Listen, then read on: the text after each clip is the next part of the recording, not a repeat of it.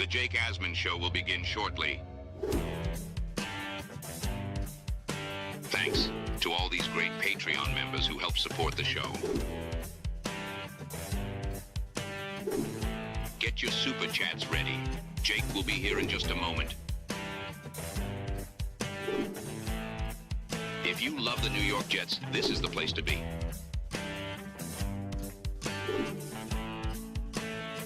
And now, the Jake Asman Show. Why was Justin Fields benched? Our film expert, Joe Blewett, will show you why Thursday's loss to the Patriots was the final straw for Fields as a starter with the Jets. That and much more is what will we be discussing. It is the Jake Asman Show. Let's hit it and get it started. How do you think Justin played overall? There's some things that he could have done better. Again, we do have to watch the tape. Oh, there it is. You got to bench him. He stinks. A new chapter for the Jets has started. Aaron Glenn and Darren Muji are tasked with shaping the future of this franchise. Will they be the ones to finally get it right? We will be here for every step of the journey on the Jake Asman Show, breaking down all the storylines, every game, and everything in between. Please subscribe and hit the like button below. Super chats, baby. Cut the line. The Jake Asman Show starts right now. Here we go, Jet fans. Show number 2 on the day. Thanks to everyone who tuned into the first one despite the internet outage across the country today. We still were able to give you a show. We're presented by FanDuel Sportsbook. And ladies and gentlemen, we say hello right now to a good friend of the show. He joins us every Tuesday for the film review. He is from JetXFactor.com, the great Joe Blewett. Joe, Justin Fields to the bench. You will not have to watch any film, ideally for the remainder of the year. But let's be real. We've seen this before. When we think a quarterback is done, somehow they're never done. See Zach Wilson, for example. So certainly a lot to talk about with you. Always appreciate you coming on. Against all odds, Jake. Against all odds, I'm here. If you don't get the reference, Josina Anderson this week, quite wild. But against all odds, we were all here. You're joining us without any first team reps as well. Good for you. Yeah. He's going to. Dude, that was wild. That was an interesting day. I had some time for some people that day. It was a fun day on Twitter. But yeah. He's going to be back in, right? Like we know he's going to be back in at some point. I don't know if Tyrod's going to make it healthy through the next couple of games. Maybe we see Brady Cook. He inevitably gets hurt, and then Fields is going to be back in. So I'm not waving the white flag on seeing him with the Jets for the remainder of the season. I do think he'll see time again, but about time, right? About time we see Tyrod, and hopefully we can evaluate this offense a little bit better. So we're going to get into the film and obviously get your thoughts on what you saw and also talk about this disastrous defense that, again, has no turnovers once again, and they have one on the entire season, just completely unacceptable. But first, I do want to remind people we were supposed to do our weekly raffle this morning. We didn't have time because of the internet outage, and then I was on the radio today in for Michael K. So we will be doing it at the end of the show. We will give people a chance to enter during this show. Signed Darrelle Revis helmet, signed LaDainian Tomlinson helmet, and a signed CJ Mosley helmet. And guess what? Not only can you enter for the 3 prizes at the end of the show, you also can enter for raffle number 50. That's right, our 50th raffle that we have done since December 1st of last year. We have a signed Nick Mangold football as the top prize, plus a signed Arman Membu jersey. That's right, future All-Pro Arman Membu. And prize 3, a signed football by Jets legend Wayne Corbett. So those are the prizes for raffle 50. If you want to enter for raffle 49, you can. And for this show only, a little 2-for-1 special, you can enter for raffle 50 as well. Well, thank you to the audience for bearing with some of the tech issues we had today. All right, Joe, I've spoken enough. I want to hear from you now. Let's get to the film, and let's start with the quarterback, right? Why was this game the last straw for Aaron Glenn that he had to bench him? We're going to start with some Fields breakdowns. Joe, we now can officially see your screen, so take it away. Yeah. Great raffle prizes, by the way. Geez, it's not just like a T-shirt, like Revis and Mangold, and it's impressive. I'm impressed. I might throw my hat into the ring again after I show the film. So here we are. I got 6 plays of Fields. I got 6 plays of the defense. So and the defense, most of it's just like straight up blown coverages and stuff again, which is frustrating to see. Not even like individual performances or anything like that, but This is a situation where Fields a little bit uneasy in the pocket and not going through his reads quick enough. Okay, so to the top of the screen, we basically are going to read this wheel route or the rub route. And by the way, people, I've tried this before where I just shared the entire screen. It was a little bit choppy. Let me know if it's choppy again, but it's a little bit easier for me like this to do the film. But we're gonna have basically a rub from the top. I believe that's Ruckert. Doesn't matter, Ruckert, Taylor. They're gonna sit it down, and then we have the wheel route from out of the backfield. And Fields stares at it for way too long. You're taught like, okay, if this DB undercuts this, you throw it over the top. If he cuts it over the top, you throw it back shoulder. And he hangs on to Mechie for too long on this rep. If we look at his eyes, right, drops back, reading it. At this point, he should know, okay, I'm either throwing this or I'm not going to be throwing this ball to Mechie. He probably should have, if he's going to put it back shoulder, still reading it, getting uneasy in the pocket when he can clearly just step up or stay in the pocket.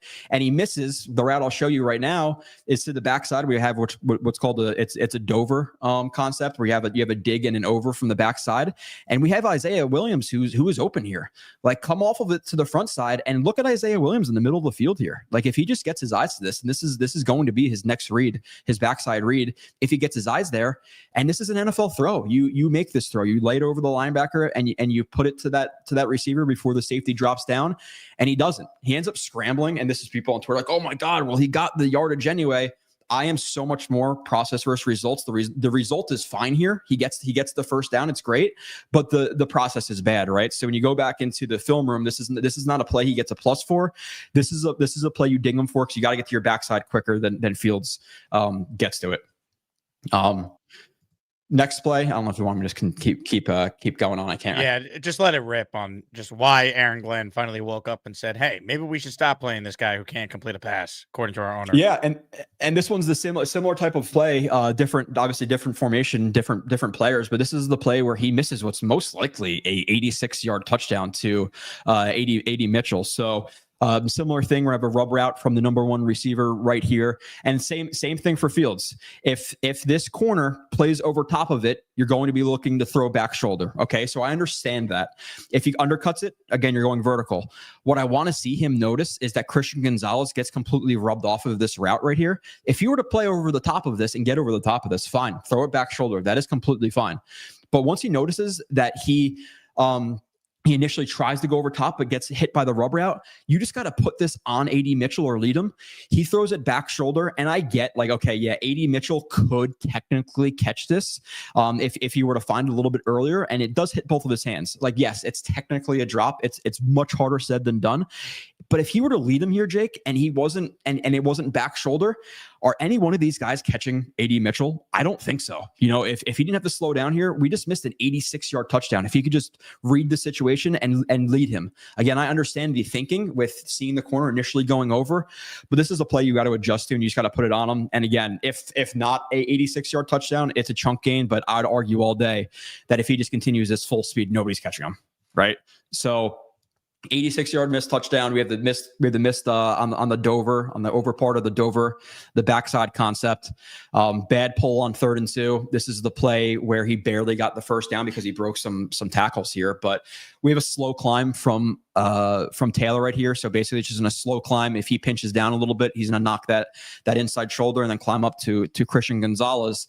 And Fields decides to pull the ball here in a situation where, yeah, he gets the first down. Again, the result isn't terrible, but the process is not great here in terms of reading this. One, he's far outside, right? He wasn't able to crash inside or undercut, Mason Taylor's block or anything like that and really pinch down. This is 3rd and 2. Like, he only has to get to about here to pick up this first down. There's a wide open gap here, and he's held outside. He'd have to put his shoulder down versus Christian Gonzalez to make this play. Instead, again, situation where I don't think Christian Gonzalez gets him before the first down marker. Fields decides to pull it with outside leverage, pretty heavy outside leverage there. He didn't crash down. And now we're talking about him having to make a play here instead of Breece Hall, where if Mason Taylor was able to climb on that slow climb as well and actually get a hand on Gonzalez, you're talking about a situation where he's one-on-one with a safety in the open field right here. He makes a play right here. You're talking about, again, maybe, I don't know, what is that, like a 65-yard touchdown if I'm reading those yard markers correctly. Instead, pulls the ball down, and now we're talking about he has to get to whatever this yard marker is. Like, it really is painful to see this. He got it, cool, but like he had to depend on a bad angle here, spin, breaking multiple tackles, or not make multiple tackles, but 2 guys in the tackle range, and then fighting through another guy to get a first down. So the result isn't good, but look at Breece, dude. Like, and again, I'm not guaranteeing that he even gets to Gonzalez here. So worst case scenario, he just puts his head down and gets a first down. Best case scenario, Taylor gets there on the slow climb again, 1-on-1. Like it hurts, man. So moving on, we'll go to the next 3. Miss intermediate read here. This is on a sail concept to the top of the screen, to the boundary. So the sail concept, most times, like 95% out of 95% or 95 times out of 100, we're reading this deep to short. So we're going deep read. And this is so helpful, Jake, that I can just use my cursor and highlight stuff with the cursor. That's like one of the main points of me being able to do this. It's so much better. But we go deep read, intermediate read, short read, right? So after the play action here, which typically he actually sells that decently well. He typically sells play action awfully. But as soon as we see this relationship with safety high, corner high, we're not throwing this to the deep read, right? Like we're going to come off of this read immediately. Now our eyes are going to go to the intermediate read. If this linebacker carries, okay, we hit the flat. If this linebacker flattens and gets into the flat, we're going to throw this all day as long as this corner continues to carry, right? And come off the deep read, right? We know at this point we're throwing this intermediate read, and people will say on Twitter, and this is a Justin Fields defender, well, there was a defender in his face. Well, the thing is, when you know you're going to throw it, you're going to have to rush. You're going to have to speed up your process, and you're going to have to throw it what's called anticipation. I know we don't see it a lot from Fields, but it is the thing that's possible, and we'll see that from the Mendoza, Simpson, Moore reviews. He's got to throw this ball. Like this is, and again, yeah, you're going to take a hit, but you have to take a hit in the NFL at times. This is a throw that you make. Any decent to good quarterback throws this ball with anticipation, or throws it, or steps up and throws it into the hit. And we're talking about a chunk gain here. Instead, scramble out, dirt the ball. Like this is a play that really any okay quarterback makes. Don't give me the A-gap pressure, all that stuff. You anticipate that. You either rush the drop a little bit, you shorten the footwork, or you throw it with anticipation. Does neither. Moving on. It's just brutal. I will say that one play, Joe, at least Engstrand schemed a guy open, right? Like there's guys open. It's just a quarterback can't complete a pass. Yeah. And then again, with like the read option stuff, the ARP, like you can't ask him to do RPO. You can't ask him to do RPO. 1, the release is too long. 2, he's just not good at reading things quickly. And then read option, we're seeing like he can't read it. So it's hard to design an offense for him. It really is. I didn't know he was that bad with the read option stuff either. But the missed AD Mitchell touchdown, this one, there's a little bit of intricacies. I'm not going to kill him here. I do want to just show exactly like kind of what happened here. So he's going to read the top right here. AD Mitchell isolated versus Christian Gonzalez. And AD Mitchell does a good job. I believe it's just it's a hop step release, gets to the outside quickly. What Fields sees here when he decides to throw this ball, and again, he doesn't deserve a lot of defense. What he sees when he decides to throw, which is about right now, Gonzalez slightly over the top with inside leverage. A lot of situations here, and this comes from them not being on the same page and just not knowing how exactly AD Mitchell's gonna play it. There are plenty of situations here where you just hit back shoulder or let him attack the football back shoulder. If he's even, he's leaving type of deal, but he already decides to throw it before he's past Gonzalez. So I'm not going to kill him for this, but it's a situation where if they were on the same page, he leads this back pylon, and we're talking about a touchdown, right? And probably 2 touchdowns for him against Christian Gonzalez and 3 on that rub concept. So we go from potentially having 3 touchdowns for AD Mitchell in this game to having none and people calling him a crap signing. Now he has to play better, but like situation here, they're on the same page. It's a touchdown. Again, not defending Fields for no reason, but I get him throwing back shoulder here because of this relationship. It just doesn't work out. Okay. And even if like just no AD Mitchell is a fast dude and he's about even, so throw it deep, but that's what he was thinking. Last one we'll go to is the drop by Ruckert, which the DB does a good job here of like wrapping the arms and forcing the hands away from the ball. But this is actually partially and on Fields as well, which people probably didn't even necessarily think about. But Fields is late on this play. He double clutches the ball, which allows the corner to get there and contest the catch, or the DB, safety, whatever he exactly is. But another situation where You had Engstrand is using more like rub concepts and things like that. I forget what the route is, but he just pushes this vertical and he undercuts them on an out, right? So we want to put that ball with good timing. You know, that rub route's a timing thing. So puts it vertical. Now the DB has to decide underneath. Obviously, he's not going underneath because he's off, or over the top. So it's a thing where we want to get the ball out with good timing, right? Quick drop, double clutch. We got to throw the ball now. We got to throw the ball now with anticipation. You don't need to see the eyes. If the tight end or the receiver can see the ball coming, it's too late. If he releases the ball now, instead of now, the DB doesn't close as much ground. Maybe Ruckert's able to pull the ball down, because what the DB does is he wraps the arms, like collapses on the wrist, which knocks the ball out. But if the ball is on with good timing, which it's not, we're talking about most likely a first down there. So something that, you know, I didn't see a lot of people talk about, but it's because he double clutches the ball that DB is there. So you can't play this guy. He's unplayable for many, many reasons. And that's clearly one of them. So that's the Fields film. So you're welcome. It just feels like, in doing this with you every week, and now 7 Justin Fields starts, the biggest issue with Fields still remains his ability to process quick enough to play the position at a high level. And that's why whatever they do going forward, and most notably at the top of the draft, if that's the direction they go, give me the guy with the highest floor, the highest ability to process. I don't care about the freak athletic traits. Like, we need someone that could come in that this coordinator could call a conventional drop back offense through. Like Fields, the idea of developing him and harnessing his potential, I understood it because of the lack of other options. But the Engstrand Fields fit, there's no real fit. Engstrand comes from Detroit, where Jared Goff is like the prototypical drop back in rhythm and timing quarterback. That's what Engstrand's going to need to run his system for next year. Yeah. And on top of that, he can't do the read option stuff. He can't do the RPO stuff.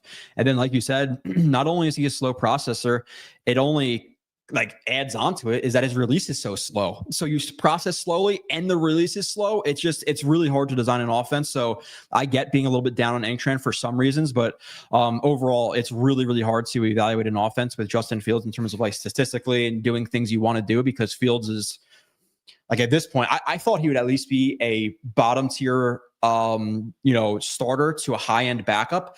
I'm not even sure. And we might talk about this, but like the bridge option, like, I don't know if he could be a bridge at this point. He's been so bad. So it's just, you eat a lot of money with it. You're paying Rodgers already like 50 something million in dead space, right? If you with Rodgers and him, if you were to release him after June 1st. So tough decision, but like, man, yeah, he is unplayable. He cannot process the football field quick enough. Yeah, he is brutal. It's just, there's no other way to describe it. You're just bad. Hire John Gruden's the first to enter the raffle today. He's in for one. If you want to win a signed Revis helmet, last chance. We're doing it at the end of the show. Tomlinson signed jersey. CJ Mosley signed helmet. Enter. When you enter, a little 2-for-1 special. You also are entered in a Nick Mangold signed football jersey or signed football for our raffle next week. Arman Membu signed jersey. That's right. We'll talk about Membu in just a bit with Joe, because I've been so impressed watching him. And then I signed Wayne Corbett football for raffle 50. Again, thanks to the community for allowing us to do these raffles year round. And we will keep it rolling into 2026. Cisco Lopez says, it would not surprise me if Glenn brings back Zach Wilson with his eye for quarterback talent. It's all about coaching. Undefeated in practice. I mean, look, this joke is funny, but the reality is, my big fear, Joe, is that they were so wrong on what they were going to be able to do with Fields. Yeah. Why should I have a lot of confidence that they're going to be able to identify the right fit for them and then coach up that quarterback to have success? Like, I know it's a crapshoot at the end of the day, but I don't exactly feel great about the Jets' chances of executing the vision of finding this long-term franchise quarterback via the draft. Yeah, it's a thing where we understood the decision to bring in Fields, but did they have the so much confidence in him that they overpaid him, right? Like, if they were to sign him to a lesser contract, then maybe we're not as worried about it, because we understood it. And I said it right from the jump, like 5% chance he works out long-term, but it's the only guy in free agency who could really be a long-term option. So why not, but they did pay him quite a bit of money. So yeah, you have to be, nervous about that. And again, like a lot of it's the quarterback, but there's a big part of it that's the coaching, the organization that developed these guys. That's why some of the late round picks are developed by good organizations and they turn out to be successful. It's not the first guy, it's kind of the team that takes them. So we might take the right quarterback and be wrong in the long run in terms of like, because of who brought them in. So it's sketchy. We'll see if it works out. We've been doing this for 15 years. So yeah. What's another year? Comics says, Comics, why does he look worse than he was when he was with Pittsburgh? This was my big thing, right? Like Fields, I'm not saying was great with the Steelers last year, but Mike Tomlin was able to go 4-2 with them.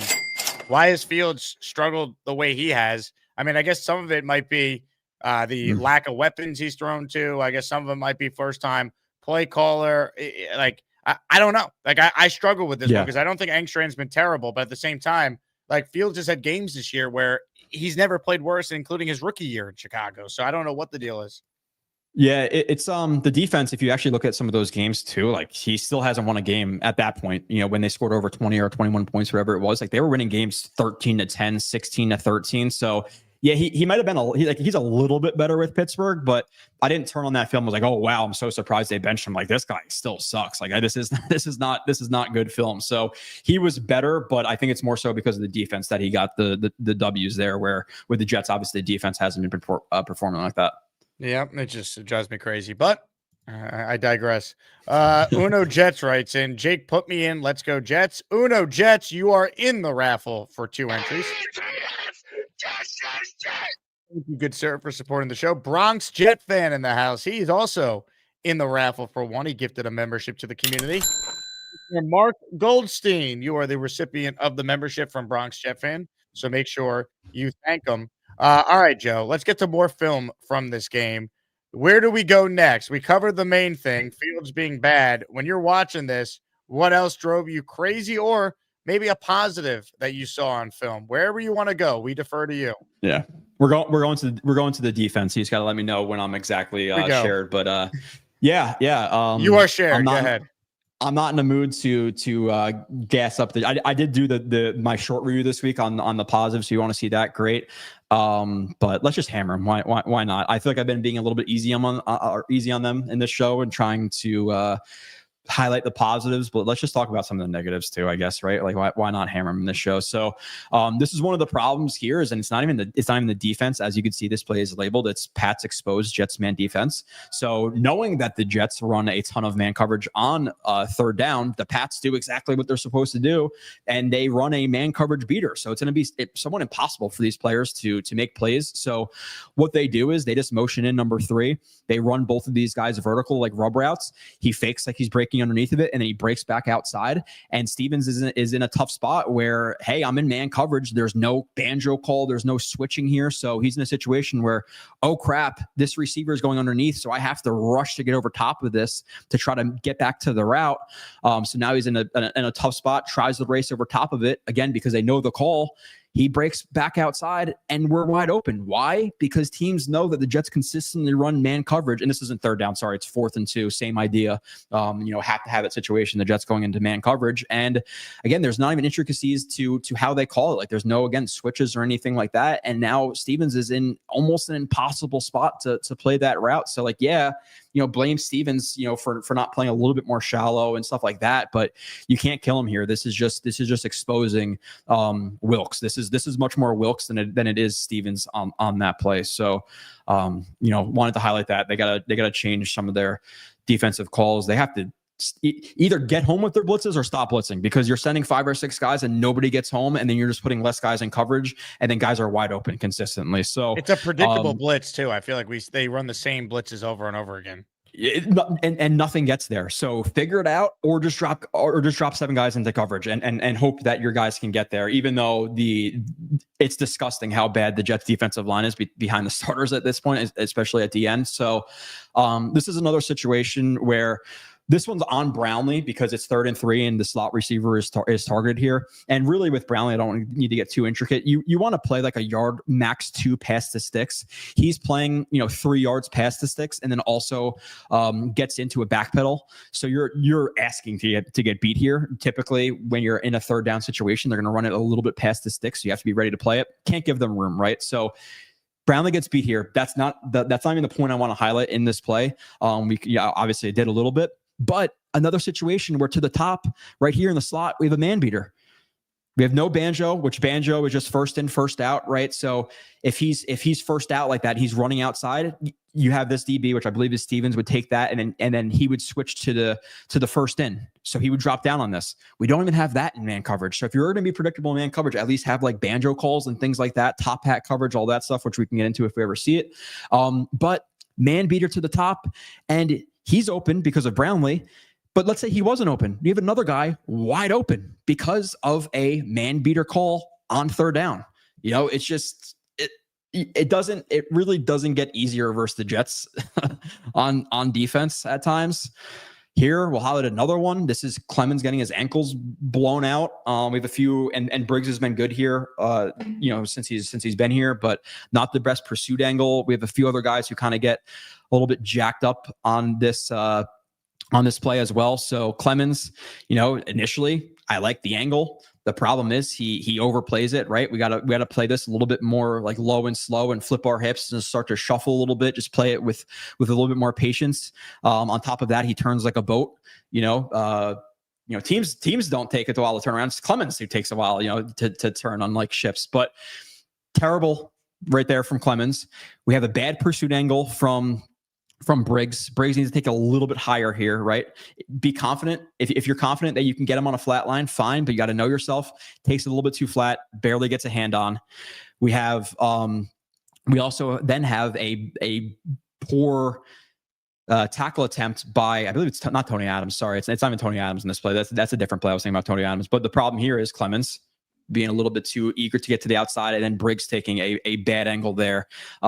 Sherwood tries to get back on that play, and so does Tony Adams, but then you have, I believe it's one tight end and four offensive linemen pushing their running back versus a linebacker and a safety. It's just they're never gonna stop them there.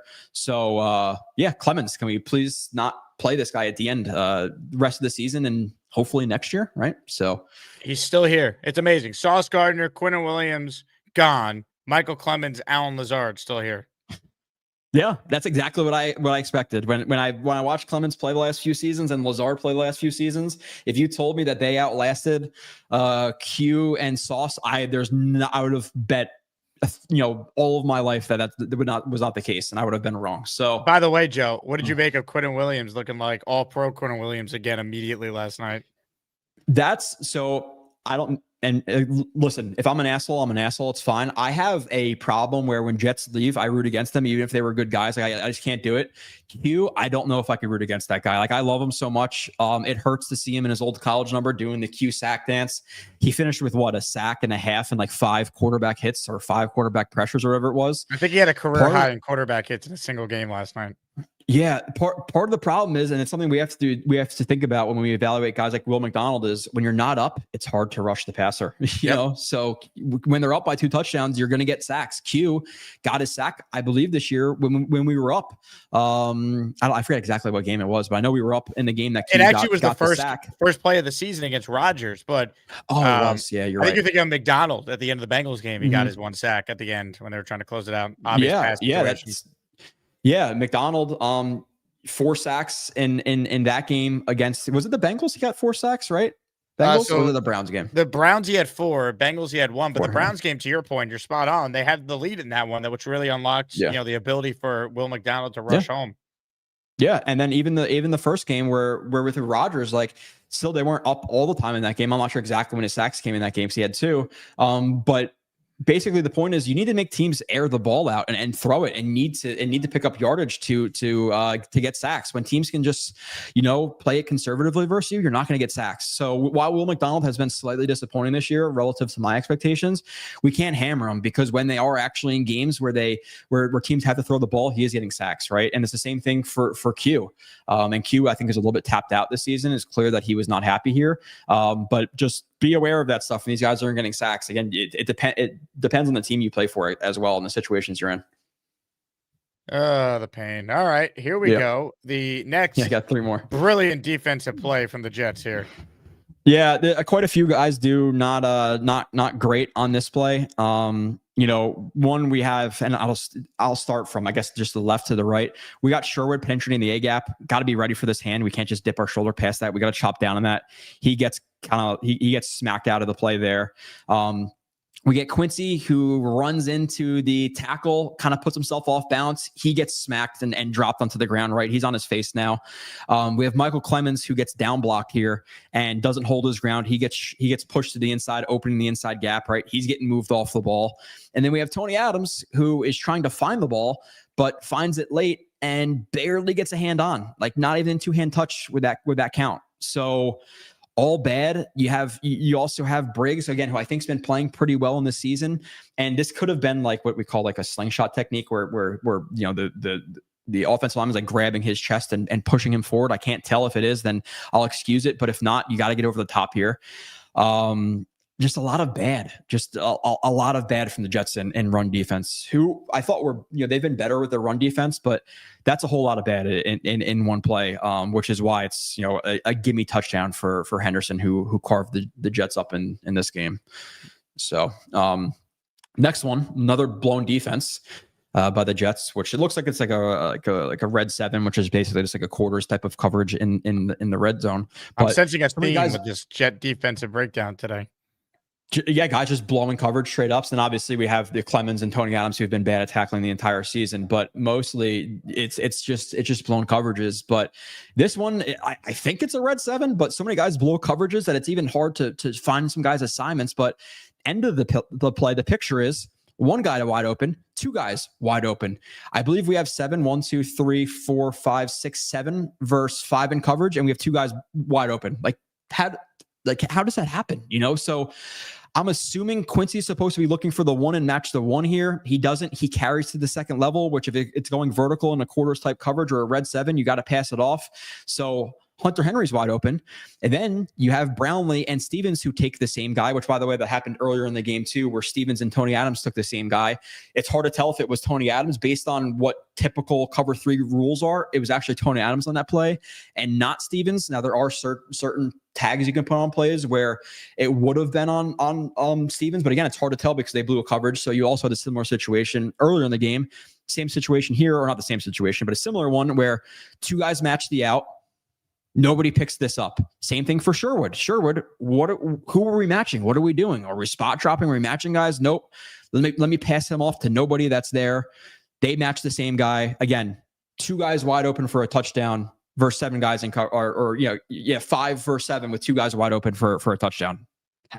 How does that consistently keep happening versus the Jets? It's all season too. The defense has never fixed the communication issues all year, and that to me is another coaching issue for this team. It falls on Glenn. It's on Wilkes. I mean, they don't have a turnover this year, an interception. They have 1 turnover all year, and it was by a guy who wasn't even on the team at the start of the season. Think about that.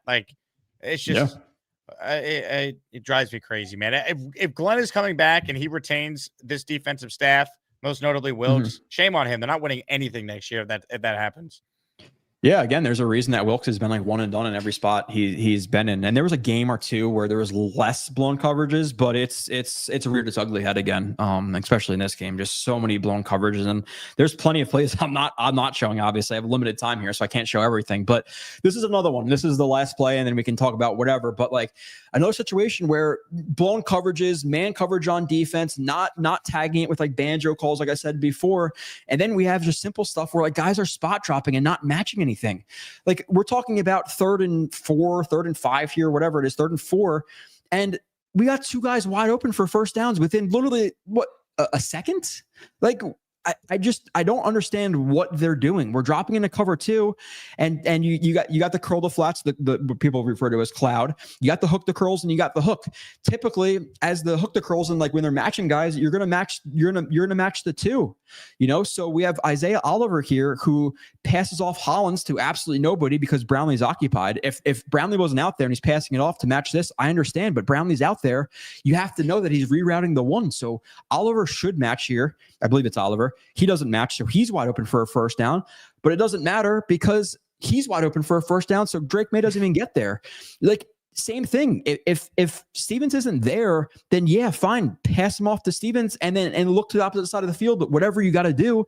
But Sherwood spot drops and passes it off to absolutely nobody. Like it really is mind blowing. I've seen a lot of bad in my how many ever years of evaluating film, but just spot dropping to nowhere to cover grass is just it's literally embarrassing how bad this defense is at times. So I agree with you. Wilkes has to go. This has to stop. Like, and I'm not even just like saying that. Like this is legitimate like D3 high school or D3 or high school level football that they're playing on defense sometimes with like their assignments and how they blow them. So really just honestly beyond frustrating with the Jets right now. It's just embarrassing, man. Like you have a defensive head coach, and like this staff, by the way, Aaron Glenn didn't inherit Jamie and Sherwood. They actively went out of their way to pay him and keep him. And by the way, Quincy's a better player, so they paid the wrong linebacker. It turns out, like it drives me crazy, man. It really does. We watched this stuff, and you could have told me this film review was from week 1 or week 2, and I'd be like, yeah, that makes sense. We were talking about it then too. Yeah. And again, like it's hard to know exactly who to blame, like what percentage to put on defensive players or the coordinator. You obviously can't get rid of all the defensive players, so you got to get rid of you got to dump Wilkes after this year. And for Glenn, like again, you made your hay on being a defensive coordinator. At this point, you see it's this bad. Like, why not just step in, dude? You got to step in. You got to have some balls. And if the excuse is, and I've heard people say this on Twitter, oh well, if he's going to call the defense, then if it goes wrong, then the target's on his back. It's like, if we have a coach who's not calling the defense because he's afraid of being the target if the defense continues to suck, then he should be fired right there. If that's really his thinking, where hey, I'm afraid to call the defense, then get rid of him now. He's not made out for this job. So seeing the defense to be this bad, he's got to step in at a certain point and start to coach them, because it's legitimately embarrassing how bad they're playing, and some of the calls, the execution of the calls, it's really, really bad. Well said. It's disgraceful. There's no other way around it. Good film breakdown, Joe. Anything else, or that covers it? No, yeah, we'll stick with the negative again. If you want to see the positives, I'm not trying to push people so hard to the channel, but there's like a 20-minute breakdown on the positives. But yeah, all negative for today for me. All right, I'll give you a minute of positive. You ready? Hit it, Baldy. Best player for the Jets on Thursday night was Arman Membu, the rookie. Like, this is a little pitch option right here. Little double team right there with Tippmann, and Brees Hall has his best run of the night for 11 yards. But you just watch him. Watch him against Christian Barmore right here. Like, bam, down go the hands. Down goes Barmore and just sits on him. Like, it was one play after another where he just dominated inside, physically dominated. You watch him right here and you just watch. Like, he's just going to take him right into the trash, right? And then just lay on top of him right there. Like, physically dominant in his role. Like, Harold Landry's been a good player for a long time. He didn't beat him. He came after him quite a few times. He just locks him up, feet stop right here. Justin Fields could do whatever he wants to do, go scramble, whatever he did on that play. But you just watch him. He loses his helmet here to Barmore. Barmore's got his hand underneath him right here, lifts the bucket up, comes off. He still finishes him. He's still on top of him right here. Like, Arman Membu was the best player on the Jets Thursday night. You got a great future, bright future. Hell yeah. You agree with Baldy? Arman Membu was our best player Thursday night? Yeah, I'm gonna let's see if you want me to do one more. I'll do one more Membu just to cap it off with a Membu play. But give me all the Membu possible, because I love him. I think he's a stud. Yeah, no, he's the trap play, like he showed it. I'll show it in the review. I differentiate between snatch and trap and trapping a guy. But yeah, man, he's very good. And I said it, and I think people got on me a little bit. I actually thought he was farther along in pass protection than Fashanu in college. And people were like, what? Like, Fashanu was touted as this great pass protector. I'm like, dude, I'm just telling you, like, he has less issues in pass protection than a Fashanu. And we're seeing it. He's more physically dominant than a guy in Fashanu too. He has the potential to be an all-pro level player, no doubt. And I think he's playing like a pro baller. Like, there's like a couple of games he's a little bit more inconsistent, but he's been legitimately great this year, and good, or great for a rookie, good for just a starting tackle, which is amazing for a rookie. So I'm thrilled with Membu right now. All right, Joe, we can see your screen, so give us a little Arman Membu, a little encore talking about the Jets rookie, who, by the way, Jet fans, you want to win a signed jersey by the 7th pick in the draft. That's the top prize in Raffle 50, which you can enter today and still get entered in Raffle 49 at the end of the show. We also have a Nick Mangold signed football and a Wayne Corbett football as the other 2 prizes in Raffle 50. But now a little more Membu, baby. Take it away, Joe. Yeah, cap it off with a Membu play just to steer back for the positive for a play, but it's just one of those plays that Baldy didn't show, and he showed the other ones quickly. So we'll highlight one of the last ones. So little intricacy here. I actually like Mechie in terms of the fact that Houston used him like in line a little bit, and this isn't in line, but they used him to chip Landry right here. So it's a little note that it's a role that he could fill with the Jets, is kind of being in line in times and stuff like that, just because of the willingness to block. And Membu does a great job here. He gets into his pass set.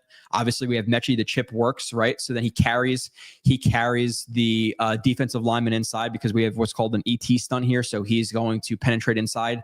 He's going to play this low and slow, and then loop to the outside. So he carries the penetrator inside, carries him inside to ensure that either Myers or Tippmann get him. Stays relatively square. Eyes up to the second level, sees the looper coming, right? Because we don't want to just focus our eyes squarely on this, because then obviously we'll be distracted. The looper comes and he doesn't pick it up, right? So passes it off well. Eyes up, sees the looper coming. The looper then goes to bull rush him. He sees the hands being laid out there, just like Barmore did on I think Baldy's first play, one of the first plays of the game. Sees the hands coming out there, and then he traps the hands. For the football nerds out there, certain people refer to this as snatch and trap. Snatch and trap to me is when you kind of have to bump the shoulders or the chest to create some separation from the defensive lineman, and then trap the hands down. This is just called a trap technique. So don't overuse snatch and trap. I see snatch and trap all the time on Twitter, and this is not a snatch and trap. It's just a trap. But sees the hands out there, right? Defensive lineman is depending on those hands for balance. He's expecting to lean into Membu. Membu knocks the hands down, throws them into the turf, and then the play is obviously over for Membu at that point. So just capping off Baldy. An absolutely excellent game for Membu, and what a season for that dude so far. How about the fact that, and look, knock on wood, I say this every time because I don't want injuries to ruin this, but with the Jets 5 firsts over the next 2 years, you don't need to use any of them on an offensive tackle, because I believe in both Olu and Membu for the foreseeable future. Hopefully, like, we got our bookend tackles set up now for the next 7 to 10 years, ideally, with those guys.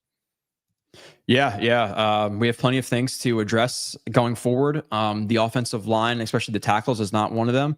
We'll see what they do with Simpson, but realistically, like, you add a receiver 2 to this, you hope that Mechie and AD are your 3 and your 4 there. They bring in a receiver 2. You have Mason Taylor. Like, this is not the worst situation for a quarterback to come into. Like, there's no doubt this offense with a good quarterback could be relatively solid. So I'm excited about the future of this offense, and the tackles are obviously a huge part of that. Fashion News start off the season a little bit slow, but is definitely rounding back into form the last few games. So definitely very encouraging with those guys. Yeah, just, do we have a head coach, right? Do we have a guy that could oversee, this rebuild into ending of the playoff drought? That I don't know. I don't think it's a terrible spot for a rookie from a roster standpoint. I don't know enough about this coach. I don't feel great about the head coach. I think Engstrand, there's enough positives there where I'm not completely down on him. I am definitely intrigued to see what this offense now looks like with Tyrod for hopefully at least a couple games before he gets hurt. Like, I would like to see more from Engstrand. I'm encouraged. I think we get a better idea of what they can now be offensively with Tyrod. Would you agree we get a better feel for Engstrand as a coach now with Taylor at quarterback?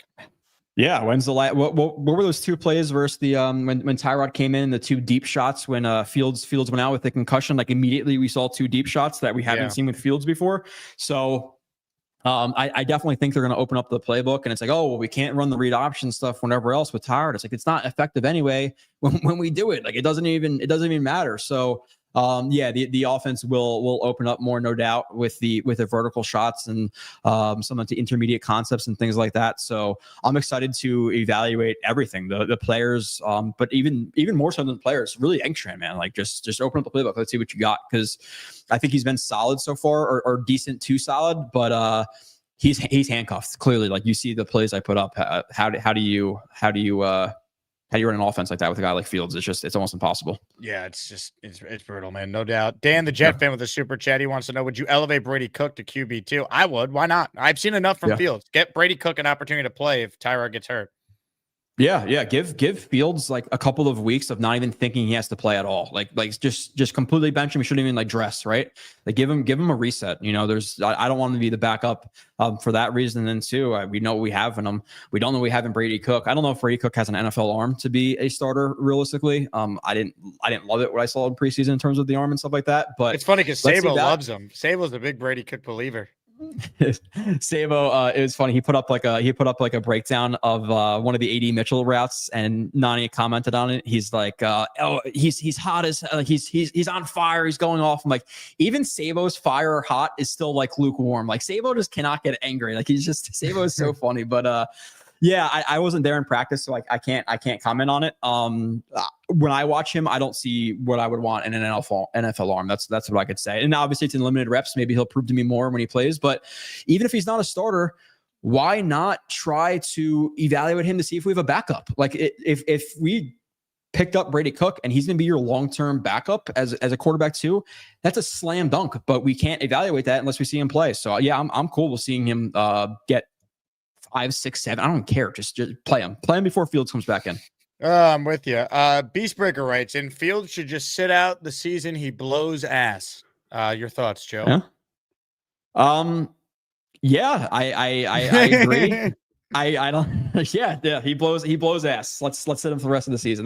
That's where I'm at, man. I just don't know, being a Jets fan, knowing if it's realistic. Like we're gonna find our way to get to him as the quarterback 3.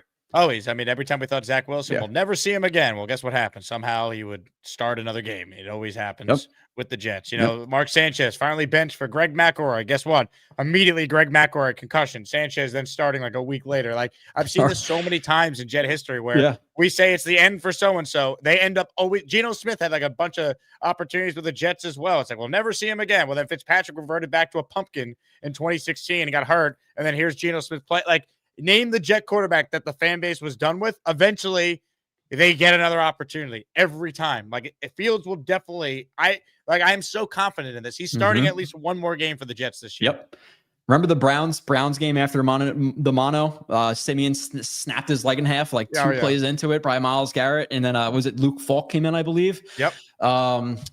Yeah, it's gonna happen. We're seeing Fields again. I hope not, but we're seeing him again. So I'm not waving the white flag on his season. It's gonna happen. Unless Martinez comes back, he was cut, so you never know. Yeah, bring him back with Brady Cook. Or why not? Yeah.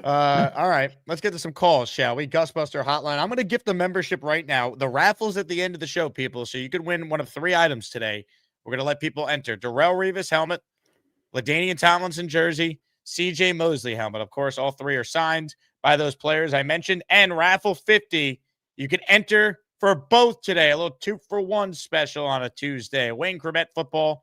Arman Membu signed jersey, and our grand prize, the late, great Nick Mangold, a signed football by number 74. Comments, questions, super chats, they will cut the line. Reminder for that raffle I just referenced, 1 membership gifted gets you 1 raffle ticket, and $10 super chats, the minimum threshold to get you 2 raffle tickets. Now let's get to your calls, and first up today is the man himself.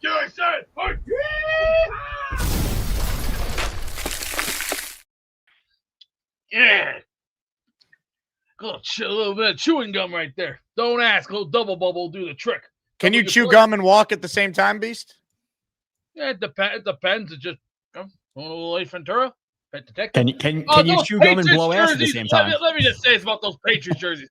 They look ugly. I'm sorry. They look like they shopped at Baby Gap from a mile away. I'm sorry. Those were garbage. Hey, Beast. Can you give us a little walk and talk with the gum? Prove it.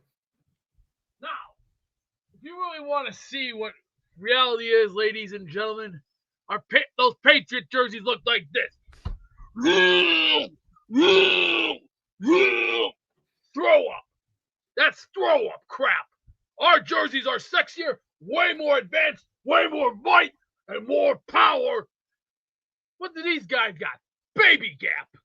Baby Gap. Are you serious? If I ever pictured myself wearing that crap, I'd kick my own ass. And just because I chew gum and I talk a big game, see, I hate baby blue. That stuff is for sissies. You want a real man's color? Put green and white on. Hey, Beast. Tell Joe Blewett what it takes to be a man's man. You know, you're as manly of a man as I know. Now, Joe, you don't see gun control like this, do you? See all that? That's scary. It's a lot taken. Rip the head out. And I'll tell you, years of eating beef, lifting weights, taking an ass kicking, and still coming back for more. That takes balls. See, I'm not Gorman. I'm not like the other guys on here. Nobody's got the testicles like I could do when it comes to getting it done. You want to pay your fair share? Bust your ass, bleed, fight, and do your job. Let's go, Jets! Let's go, Jets! Let's go, Jets! Let's go, Jets! Now, Joe, what do you do for a living when you're not covering the Jets? I'm a police officer. Yeah, so if you want to be a better cop, you got to listen to Beast. All right, he's a real man's man. The four things were do your job, something about something. I'll listen back to make sure I write those down. It will make you a better protector of the community. He said you were asking if he can walk and chew gum at the same time. I was wondering if he could chew gum and blow ass at the same time, considering his comment before. So you didn't even ask him that. So we also got a nice jiggle from the punch down there. The jiggle was very evident evaluating the film there. But yeah, I'm gonna go back and write down those 4 keys of being a man. Nobody has the testicle like I do, I believe was the quote. Does that mean Beast is like Lance Armstrong? He only has 1 ball. Hey, I actually know a few individuals who have battled and only have 1 testicle. So maybe Beast does. Love it. All right. This one's from Dustin, who says, wish I could see Fialco in pain watching this tape. So Andrew used to be my weekly film guy before he got a big time coaching job at Don Bosco. Just like how you're in pain, he's the same way, man. Like, it's just, if you're a diehard fan like we are and you guys have to watch this back, it's a nightmare. Yeah. Again, I am apathetic at this point, but I've slowly grown apathetic. I used to get a lot more angry, and when I'm watching it the day after, I'm much more angry than I am a couple of days after. But it sucks. It is really awful to watch them consistently. Eric Kelly with a super chat. Thanks, Eric. Hey, Jake, Big Show had a surgery today. He asked me to let everyone know everything went well and he's doing okay. Eric, that's great. I sent Big Show an email and I haven't heard from him yet, so it's good to know that you were texting with him. Big Show, we're thinking about you, my man. If you're watching this live right now or after the fact, this is for you. All right, more of your calls now. Let's say hello to JJ, who's next. Hello, JJ. Yeah. I'm playing Madden again. I don't know why I suck at this game, but real quick, man. You know what I was thinking about? I really hate the Tennessee Titans because why'd they have to go and fire Vrabel? Like, that made absolutely no sense. And then now, like, I need the number 1 pick in the draft, and I usually don't care about the number 1 pick, but I'm so fickle as a fan. Mendoza is starting to grow on me, and I really think that Mendoza is our guy. And I don't think there's any way for us to get him without giving up significant draft capital unless we have the number 1 pick. However, I don't want us to tank because it's like when you watch your favorite football team, you don't root for them to lose. I can never do it. So I'm in such a hard spot right now. And I feel like the reason is because of the stupid Tennessee Titans. Like, they should have just kept Vrabel. They would still be a winning team right now. And then we would probably have the number 1 pick. So that's where I'm at today. How about you pause the game and show Joe Blewett some respect, JJ? I mean, listen. Okay, I'll pause the game. How you doing today, Mr. Joe? What if he's online though? That's the problem. So I am online, and there's a minute left, and it's a tie game, but I'm gonna win. This guy sucks. So I just got the first down. I'm gonna kick a field goal. Or if the Jets were smart and they had such a short lease on Robert Saleh, we're going to fire him after 4 weeks. Maybe we should have fired him after the season and hired Vrabel there where we didn't have competition with the Patriots. That's the biggest mistake Woody made because Mike Vrabel could be the Jets coach right now if they fired Saleh and the staff after 23. Right? Like you're referring to the year prior, right? 2023, yeah. The year Rodgers got hurt and they went 7-10 and they all got mulligans. Yeah, hindsight is 2020. I mean, I do know there was a couple of people who were like screaming for that to happen. I think I might have been one of them. I'm not sure. Maybe I was, maybe I wasn't. But, you know, most people disagreed with me and wanted to give Robert Saleh another year. And here we are now. I really think, though, Mendoza could be the answer. I just imagine if we like somehow had the number 1 pick. Oh, I just missed a field goal. Oh shit. You suck at Madden. All right, I'm done with you. Goodbye. Let me get your thoughts on Mendoza though, Joe, because I know it's evolving constantly. You've done some film on him. Is he your QB1 still at this point? If let's say the draft was tomorrow. Yeah, all of it. I watched all of their stuff so far, and I'll be doing breakdowns on all of them. Again, sorry for last week; it was so bad. This week it seemed to work better, so we'll definitely do quarterbacks in whenever in the offseason, most likely. But the one thing I will say, and I'll get into Mendoza, don't just watch Simpson one time. This was his worst game he's played that I've watched. Don't just watch him this week and say, oh, now he sucks. Because go back and what were Mendoza's first 2 games were against Old Dominion and Kennesaw State, which I have no idea where that even is. And he did not play well. So he played bad games against bad teams. Simpson played a bad game against a good team. Like, let's not just evaluate guys on one game. Simpson and Mendoza are my 1A and my 1B. I think Mendoza is the safer prospect than Simpson, but I think Simpson has a much higher ceiling than Mendoza. I am personally a Simpson guy over a Mendoza guy, but it's a 1A, 1B. I don't have him much higher ranked. I know people, especially after the last week, are like, oh my God, you're an idiot. Go back and watch him versus Kennesaw State and tell me how impressed you are with Mendoza. So guys fluctuate. Guys have bad games. Good quarterbacks in the NFL have bad games. It happens. Simpson is my one though, just because of the ceiling. I think Mendoza is safer though. He just doesn't have the arm. He doesn't have the movement skills. He can't throw off platform like a Simpson does. Simpson's a little bit more panicky in the pocket, which worries me, but he's much better athlete. JJ wants you to know, correction, scored a touchdown, missed the PAT. I hope he pulls out the dub. I don't know JJ too well, but he's a Jets fan. I hope he pulls out the dub. I don't. I hope he loses. I really do. Just kidding. Or am I? I don't know. More of your calls right now. The Chuck Wagon is cooking dinner once again, folks. Hello, Chuck Wagon. Hey, Jake. Hey, Joe. Long time no see. Yeah, I came on late. Had to go grocery shopping, and Jake called it. I'm cooking again. What's for dinner tonight, Chuck Wagon? Last night we had some sausages. I'm having leftovers. I'm making my oldest daughter some quesadillas. Just cheese quesadillas. What are you making? We lost you. Cheese quesadillas. Hold on. quesadillas. I think it's my computer acting up. I've been having issues all day. You guys continue. I got to reset my stream. Gotcha. Okay. Joe, I'll pick it up at you making quesadillas. No, go ahead. You have any football stuff? No, I was just saying, let's be honest, the Patriots are probably going to be the number 1 seed overall at the end of the season. Yep. Their offense is very good. Only giving up, 27 points. Was our defense as bad as it seemed, or do we give it a little bit of leeway because of how good the Patriots are? So I know you said you just got home and you're cooking. Go back and watch the first 45 minutes. The defense was awful. So it was awful. It was really bad. Blown coverages. The pass rush was mostly non-existent. So they sucked. I'm not giving the defense any credit in that game. So yeah. Hey, Chuck Wagon, what type of leftovers we're working with? Chicken fajita, mix, and rice. Fajita and rice. Let me go to my food expert for his thoughts. Beast, what do you think of tonight's dinner? Let me see the piece. Gonna go ship. It looks all right. What are you working with? Corn or you work with flour? What are you working with? Why do you have an accent? Where's the accent? What are you working with? Hey, Chuck, what are you working with? Are you working with flour? Wait. Hold on. Why do you have an accent, Beast? Chuck is American. I understand that. What are you working with? Are you working with corn tortilla or are you working with flour? For what? For the quesadillas, you donkey. Just flour. Did you call him a donkey? Yeah, very good, very good. But make sure when you do that, the flour tortilla.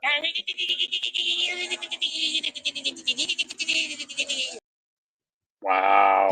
Can I point out? I think we went from Australian to English to an Indian accent, all within that same sentence there for him. So that was impressive range from Beast. Yeah, that's not bad. That's all I have. I'm sorry, what was that? I said anything else, or you said you're good? Yeah, I'm pretty good for now. All right, we'll check back in as you continue to cook dinner, Chuck Wagon. Thank you. Big fella with a super chat. Chuck Wagon, never get your kids McDonald's again after yesterday. Keep cooking, bro, and if they don't like it, let them be hungry. Yeah, some authoritative parenting from the big fella. Let's go. What happened with McDonald's yesterday? Now my interest is piqued. Yeah, so his daughter really wanted McDonald's yesterday, and Chuck Wagon was like in a cave, and we basically said, "Don't cave." The chat bullied Chuck Wagon into standing his ground with his daughter. You eat it or you're hungry. Those are my rules back in the day. So yeah, that would have not flown in my house. That's for sure. Black Gypsy says that food makes beasts change voices. Again, he called me an idiot in the chat for not knowing the British accent, but I think Reese has to work on his accents because he fluctuated quite a bit there. The last one was definitely an Indian accent. Callers today, look at my fat arms. I'm playing video games, so F you and your guest. I'm cooking for my kids, so F you and your show. That's a pretty good synopsis of the call so far. Let's keep it rolling with a guy who looks like one of the most famous quarterbacks in the NFL. Tommy Burrow is next. Hello, Tommy. And I mean, Beast always keeps you on your toes, man. He's such a funny guy to watch. I think he's my favorite one, just in terms of absurdity. I love Beast. You never know what you're gonna get with a Beast Breaker call. No, absolutely not. You can never predict what he's gonna say. And Chuck, that Casey looks great. I got to agree. No McDonald's. You're gonna eat what you cook. But Joe, I'm curious if you've looked at some of the veteran options at quarterback. I think I'm of the opinion that we need a bridge. That's probably not going to be Justin Fields. So I'm curious who you think that would be. If it is someone like a feasible trade, like a Joe Burrow, someone maybe a little more realistic, like a Mac Jones or even a Kyler Murray. Yeah, the problem with Mac Jones is under contract next year, right? I believe he's. Yeah, I think so. He's under contract. So would they get rid of him? That's the question. And like I'm just rubbed the wrong way by him, like trying to kick sauce in the balls a couple of years ago and stuff. Like I don't like Mac Jones as a person necessarily, but obviously that's past the point. Kyler, I'm not for. He would be a good bridge, but he's like a half measure to me. I feel like he's more than a bridge, but not enough at quarterback. Like I don't know if he fits the offense, smaller, injured all the time, plays off script a lot. So I don't love that. You're dedicating a lot of money to quarterback for a quarterback I don't think is going to work out. I'm not doing it with Fields, though, most likely. I'm probably getting rid of him. So I really don't know many of the free agent quarterbacks past that. Burrow, what do you trade for him? 3-4 first-round draft picks. I'm probably willing to do it because you're talking about a top 5 quarterback when he's healthy with a good offensive line and a number one receiver, and a guy the Jets can't ruin. But past that, I really don't know the options. Like, are there any glaring options in free agency that you guys know about? I don't really know any. Maybe Gardner Minshew, if that kind of is someone you want on a 1-year style deal. I mean, it's slim pickings. The best option is Daniel Jones. He's not going anywhere. I mean, you could try and maybe sell yourself on like Carson Wentz or that type of player. Marcus Mariota, I think, is on a 1-year deal, but there's not a lot of great options. Like you could trade for Mac Jones, but what are you giving up for Mac Jones? Like, I don't know if I would trade for him. To me, it's someone like that, and they draft someone because as much as I would love Burrow as well, I just don't think Cincinnati's going to trade him at the end of the day. And if they do, he's got a full no trade, even with a good O-line and Garrett Wilson and reasons to highlight why Burrow on the Jets wouldn't be this big disaster. I think he's going to look at the Jets ownership situation and be like, I'm coming from Cincinnati where they're notoriously cheap and didn't do everything to help me win. Now I'm going to go and play for Woody Johnson. There's too many things for me to picture for Burrow to actually be a Jet. Yeah, I think if he goes somewhere else, he's not going to the Jets. I don't even necessarily know if he leaves Cincinnati. I haven't gotten I'm not too tapped in, but a vibe that he even necessarily wants out. And then again, it would take quite a haul, and he would also have to agree to that as well. But yeah, I feel like every year we're like scraping the bottom of the barrel for like terrible veteran quarterback options. This is like the second or third year where I feel like we're doing this debate already. It's just like it's so tiring, man. I can't believe the Patriots are on top of the AFC again. They were terrible just alongside us just a year ago, and now they're we're still in the gutter, and here they are. So I just don't know truly what the right answer is. As for like Justin Fields, I agree with the sentiment of like he probably shouldn't play again, but I think because of what his contract is, you have to try and use him in some regard. I don't necessarily think if even not this year because you want to evaluate, but next year, even if you keep him as like a gadget guy and you put him in for a series and he can make a read or two, or Brad Smith reincarnated. Justin Fields is Brad Smith for the Jets. But like, I feel like just the cap hit between both him and Rodgers would be too much for just nothing. So even if he's on the roster and, gets a couple of snaps a game, if that, just kind of, along with a Breece Hall, who I also think we should extend. And if we have to play a rookie, so be it. Just having him there isn't the end of the world. I think people are very hard on Fields in terms of like what his career is going to look like post Jets. It didn't work out here. I think like a Shanahan, a McVay, an O'Connell will take a once he's done with this contract, and the Jets will pick him up at a small contract and see what they can do to try and turn him into a legitimate option. I think his upside is too strong there with his legs and his running ability. Cause I mean, he is fast. Like every week it stuns me just how quick he is on the field, but he also can't really throw the football. So the move to go to Tyrod obviously is the right move. It should have happened weeks ago. I think it was supposed to, but there were some circumstances that messed with that. But I think Fields will have a future in the NFL, sort of like a Taysom Hill kind of guy. I think he'd be a little bit of a better version of Taysom Hill just because I think he's a little bit quicker and can keep defenses on their toes.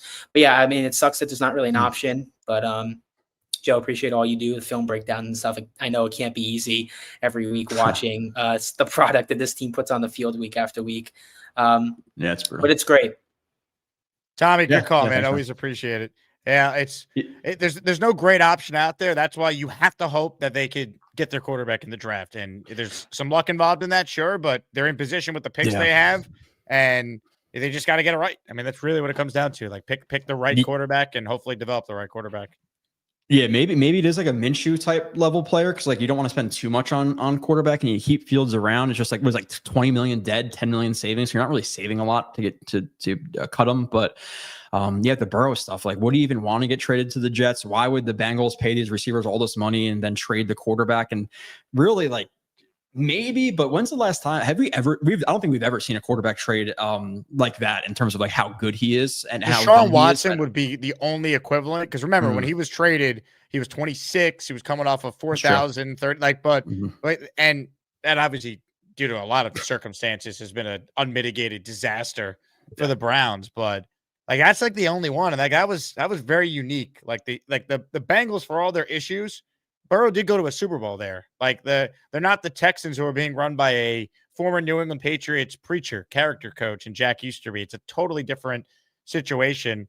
Leon wrote the Stafford Goff swap, sure, but like the Jets can't swap Fields for Burrow in that scenario, right? So I don't think we've ever had like top 5 quarterback in his prime traded. Like Burrow's not even 30 yet; he's 29 years old. Like it would be unprecedented if he actually got moved.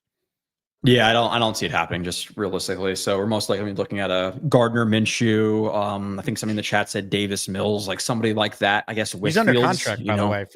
Think about that. Mills is okay. Yeah, so maybe not Mills. I don't think you're trading for a day unless it's like a 7th round pick or something like that. But he's at least decent. Watching him a little bit with the Mechie review I actually just did. But they need something. It can't just be Fields and the rookie in my opinion. I'm with you, Joe. Great job. God bless you for still having to watch this every week, but excellent breakdown. Where can people find the full-length breakdown that you do for these games? Yeah, Joe RB31 on Twitter. I put up a shit ton of plays there. Blewett Splits on YouTube, Jets X Factor, all of that stuff. Just did an 80 Mitchell review that came out last week. Metro reviews coming out. This game reviews coming out. And don't worry, we got 7 more weeks, I think, of doing the bad film, and then we get into the quarterbacks and all of that different stuff and whatever free agents and draft picks. But the more fun stuff is coming, so I'm looking forward to it. Hell yeah, Joe! All the love. You're the best. Yep, appreciate you, Jake. I'll see you soon. Joe Blewett checking in, weekly spot. All right, we got a raffle at the end of the show, but we really have 2 memberships gifted. I'm going to gift one to the community right now. Let's get someone in the raffle for our 3 signed items coming up today. Again, thanks to everyone who watched the first show. Despite the tech issues starting late, the internet outage across the country today with the Cloudflare issue, we did get that on the channel today, and then I did 2 hours of radio filling in for Michael K today. So big thank you to any listener in the Asmania community who listened to that. On the YouTube chat, I saw a bunch of familiar names. So shout out to everyone who was in there on the ESPN New York YouTube channel. Reminder, this show's available as a podcast on either Apple or Spotify. So if you ever miss anything live, you can listen back and you could take us on the go. I gifted a membership officially. If you get one from me, you're in the raffle at the end of the show. And we're also adding you to raffle 50 as well. The 2-for-1 special today. Donald Buckholtz is the recipient of a membership from yours truly. So this is for you, Donald. Out to Ethan Halleck, who also just gifted the community a membership. Hit the Jet chant for him. And our guy Sam, who's out in Las Vegas, at least he was last week watching that Islander overtime win. He just gifted a 5 spot for the people. Let's go. You tell me how crazy I am. I just took 4 chair headshots. Sam in the raffle for 5. His 5 memberships went to Tyrone, Mr. Chill, Pat Rudy, Plant for Us, and AC. So if you got a membership from Sam, make sure you thank him. Right back to your calls. A lot of you want in on the conversation. Say hi to Philly Noodles, who's next. What's up, Philly? Hey, what up, Jake? How you doing? Living the dream. What do you got for us? A couple things. Well, first off, Beast is wild with the 3 different voices just to cover what was it, a quesadilla? Yeah, being made? the accent by Beast was pretty wild. Beast, how you feeling? You know, dinner time. You know what time it is? You know what time it is? It's time What's to that? baptize that chicken. Yeah. You know what time it is? We're going to baptize some chicken. And you know what time it is? Well, macaroni and cheese time, boys. Hey, who's that in the attic? What's the accent for that? You see the mac and cheese here? Look at that. Little Where's Beast and cheese? Beast. Man. You know what this is right here, boys? Is that a old biscuit? But you know what goes good with a Damn. biscuit? A nice fashion of butter. But if I don't want to put anything else on, I'll do it the crunchy way. Hey, Beast, why don't you turn some lights on? Why do you want to eat in the dark? Yeah, that's wild, dude. It's about to rain tonight. And So- we're gonna be getting snow soon. So hey, So why can't wait? Why can't you turn on lights if it's gonna rain? It makes it darker outside. I got a budget here. I'm running it. You think I'm running a budget here? So, Hey, everybody. hey, I'll send you some money so you could keep the lights on. How much do you need? Yeah. Those biscuits are delicious. For $1.75. Hey, you put them in the oven for about 400 degrees. 7 minutes. Boom. Eating 101, you don't chew and talk after eating a biscuit that's dry. Hey, You might die right there, dude. I like mine with butter on mine. If I wanted to put a little of that honey on there, that's fine too. But I like it this way. It's more crunchy, more relevant, and more lamb. Beast, I'll send you $5. Put some lights on. You sure about that, Jack? Yeah, I want you to not eat in the darkness, of course. Crazy. It's beautiful in here. Look at this. The trees here. Yeah, we can't see any of it. We need some light in the attic. Hey, Oh. this mobile studio is one of the biggest ones yet up to date. Everything is all prepared for battle. And I hope y'all are ready for next Thursday because you know what next Thursday is? It's turkey time. You know, gobble, gobble, gobble, gobble. Gator, you know what to do. Yeah. You know what that means too? I'm going to be buying my flour tortillas because you know what we'll be making? We're going to be making turkey tacos this year. Say it again. What type of tortilla? We're buying some turkey taco. We're going to be making turkey tacos this year with some flour tortillas. And if you want to make some good old-fashioned turkey tacos, man stuff, baby. This is for real men, not little boys. It's up to you, New York, New York. Beast, thank you. That's a range. Flour tortilla. He's got a range on him, this guy, man.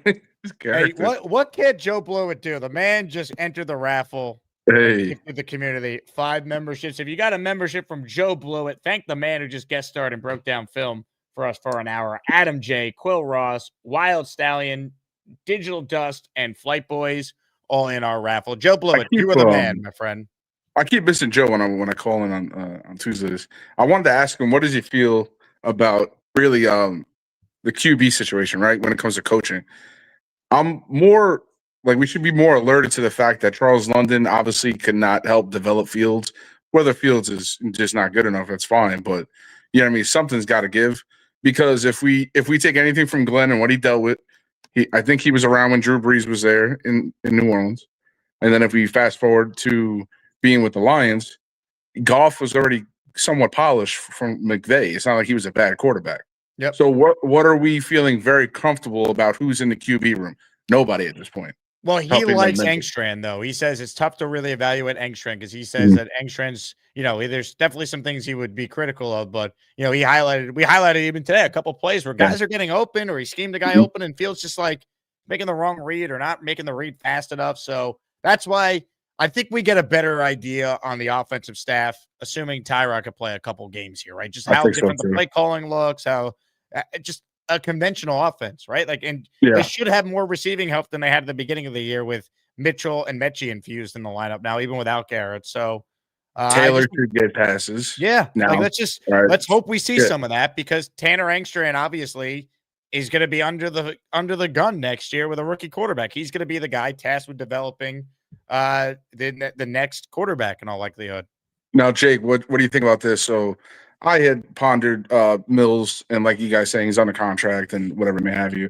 Daniel Jones obviously became whatever over there. But how about Jacoby Brissett if we could shake him loose? I think he's under contract too. Yeah, he's under contract for another year. So all the good backups, these teams were wise to sign them for 2 years. Yeah. I mean, even if you could try to do something, because to me, he reminds me of Ryan Fitzpatrick. He's getting older. He's a wily vet. He's got a live arm, and he just needs the real starting role for a little while to really show what he's got in one season. You know what I mean? Like Ryan Fitzpatrick retired just like 2 years after the Jets. It was pretty quick. It wasn't like he hung around for a long time.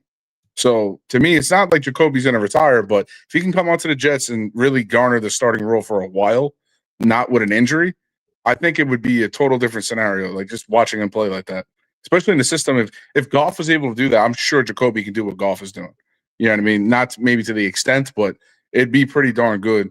I mean, that's where most people might want to say Jameis Winston. Remember the offseason, we had a lot of that. A lot of people championing Jameson. But to me, it's just there's the picks are there when it comes to Jameson.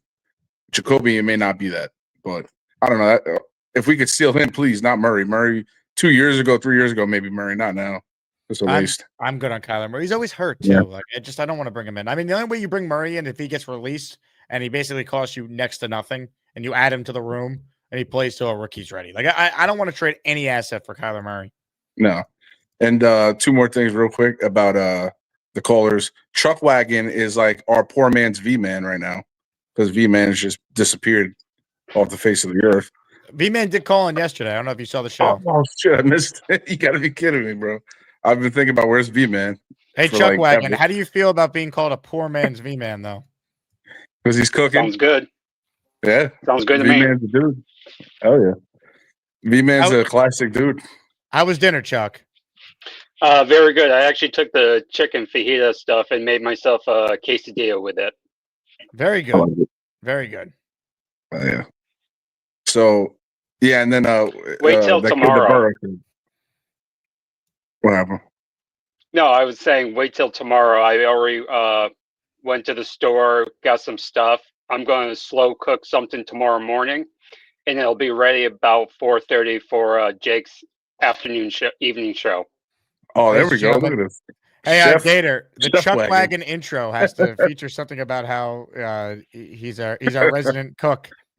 Oh, yeah.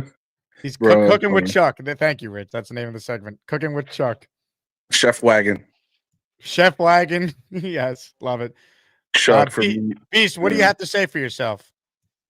As long as he knows how to work an oven, and as long as he works the stove very properly, make sure you have olive oil and everything else, including spices and including much more. And you make sure I want to see what you're working with. Again with the accent. Honestly, again, bro. Was it Black Gypsy who said that when Beast talks about food, he busts out like an accent? Like I think Black Gypsy's onto it. Food talk gets Beast to pretend he's not American. Yeah, it's an international beast at that moment. But we don't get also, Japanese. I wanted to see that chicken again because again, that chicken did not look cooked. I'm not sure what it is with Beast Breaker and eating raw food, but that chicken was very well cooked with lard and also salt, pepper, and many other things. Donkey. Now, do your part like everybody else and move away. Come on. Walk away. Chicken with lard. You can't be doing that. Chicken, Beast. Chicken Show us the chicken. is even better because it saves a lot of money. Show us the no. You're wild. Beast, show them. We need proof. Yeah, prove that it wasn't raw. Look right there. That's fresh. That's fresh chicken there. That's some burnt oil you put on there. What else am I having? Mashed potatoes and some macaroni and cheese. That's the best way to go. If I wanted green beans to go with it, green beans can be arranged right away. They say you sound like Shrek. No. Beast. How about try Gordon Ramsay is more like it. Now, let's get back to civilization and let's get back to work, shall we? Ladies and gentlemen, take it away. Go ahead. My day. Come on, make my day. Make my day. Come on, make my day. Can we go nickname Gordo Ramsay?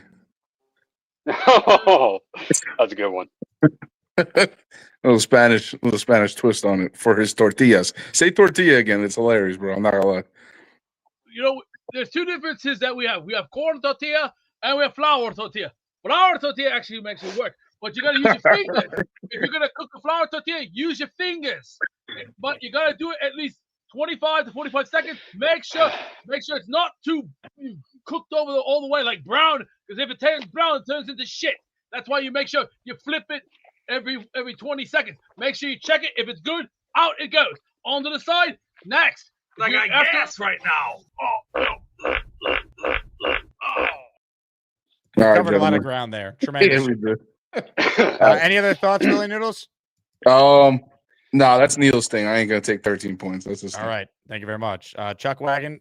You keep us posted on your whereabouts. All right. Sounds good. All right. Thank you, Chuck Wagon.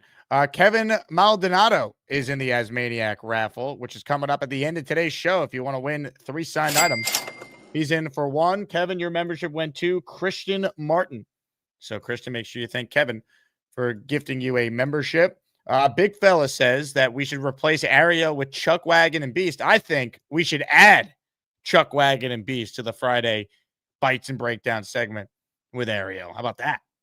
Ladies and gentlemen, more of your calls right now. This guy appears to be calling from a location we see quite often. You decide what that could mean, though. It's time.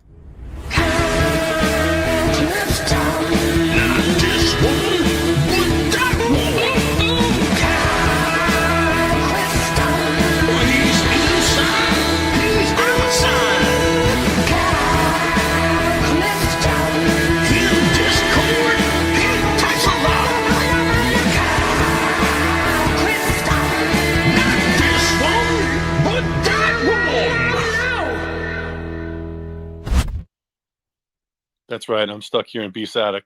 He's scaring me. Hey, Beast, where's Clifton? Where are you hiding him? I'm not touching him. I'm not even touching him right now. Now, we're going to have a little bit of potatoes there, mate. Don't hurt my dog, mister. Delicious. That is what I call fantastic. Do you remember next when year, you said I see what you guys are going to need to do next year. You know what you're going to need to do? You're going to have to take out $3 billion next year because you got a lot of work to do. That means time for you boys to go get some weapons. You need weapons both on offense and defense. You're going to need heavy caliber. You're also going to need extra gun control. All right, the accent. I don't know where we're going with that. Continue, Kyle. he just lowered a basket full of lotion down to me and told me to put it on. So, yeah, I mean, Joe Tippmann, I think, is a guard on the go forward. You guys were talking about a lack of need, you know, in the first round for the offensive line, and I think that's obviously true. But I think that we should just trust our eyes and let Tippmann be a guard on the go forward and re-sign AVT, and just work on the depth of this offensive line in the middle and late rounds, and go out and get a new center. That's what I think could help us get to the next level in the run game. I think that Joe seems like he's a little bit, subpar. It doesn't mean he wouldn't get there eventually at center, but he seems like he's killing it at guard. And, I think that if we can get either Tippmann or Simpson back on a team-friendly deal, that's the move. Let's go out and with all these we have like 12 picks. Let's go see if we can get a center, or sign a center in free agency with all this money that we have, and be ready to hit the ground running when we actually do get a halfway decent quarterback in here. I think that's a fine strategy. I like the idea of re-signing AVT to a prove it 1-year deal for $7 million, let's say, right? You look at comparable contracts for guards, that's about what I think it would be. You bring him back, and look, you have 2 second-round picks. Can you find a really good center guard there that could do both, that is being groomed in case AVT gets hurt and is ready to play? You also are going to be in position to potentially, to your point, spend some money in free agency and allocate dollars there to get some improvements to your interior. But I'm with you. I would like to keep this line together if possible, because I think it will help a rookie next year. This offensive line had all these games started together, and they're building on that going into another season in the same offensive system with Engstrom. I think that's a good thing. Yeah, maybe you could retain Myers and have him compete with whoever the rookie center or is, and then you can use some of those mid to late round picks to kind of shore up the depth, because depth is a problem all over this team, except probably maybe cornerback. Even though we just traded Sauce, and we're not too sure who his full-time replacement is going to be as cornerback one. We hope that as AZ Thomas will be someone who approaches that, but we don't know for sure. So probably we could use another body in the cornerback room as well. But that's all. As far as dinner went tonight, me and Clifton Jr. shared a little bit of Salisbury steak from a local caterer, little peas, a little mashed potatoes. I took the mushrooms because he doesn't truck with mushrooms. And then little Miss Clifton went with the chicken noodle soup, the old standby. I appreciate the update. I mean, we got to make this a thing. When you call in, if you have a family, you tell us what you're serving them for dinner or what you're receiving for dinner. That works as well. Tremendous job, Kyle. I appreciate it. Ladies and gentlemen, Kyle Clifton with an all-encompassing call. Chuck Wagon, how do you respond to that? I haven't had Salisbury steak in a long time, so that sounds good. Really does. Beast, how do you respond to that? You know what I say? That sounds very spontaneous. Very good. Salisbury steaks. Those are delicious. Those are very. What's up with the accent? You're American. I thought you're a man's man. Great food today, mate. Good day here. Look at that.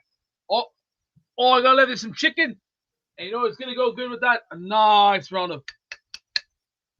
Hey, Beast, what's a week from Thursday?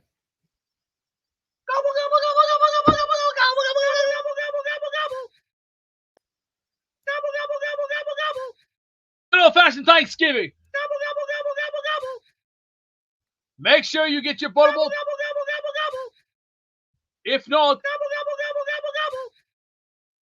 go north for turkey. Now let's move along, shall we? Move along. Hussa!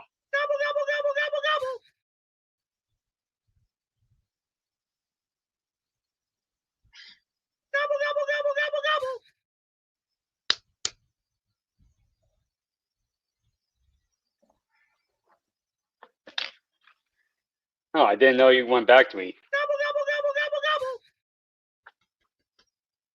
Let's go back to the Chuck wagon, please. Take it away, Chuck. I'm trying to do dishes. just come up with something. Dear God. So what are you going to be making tomorrow night, Chuck? What are you making? Something that's slow cooked. You're gonna have to wait till tomorrow. Is it going to be like? Is it going to be more like pulled pork? You'll have to wait to see. Until then, as they all say in England, cheerio. What's your favorite dish for Thanksgiving? Gotta go with turkey, but if you want turkey tacos with little. Do you fry it? No.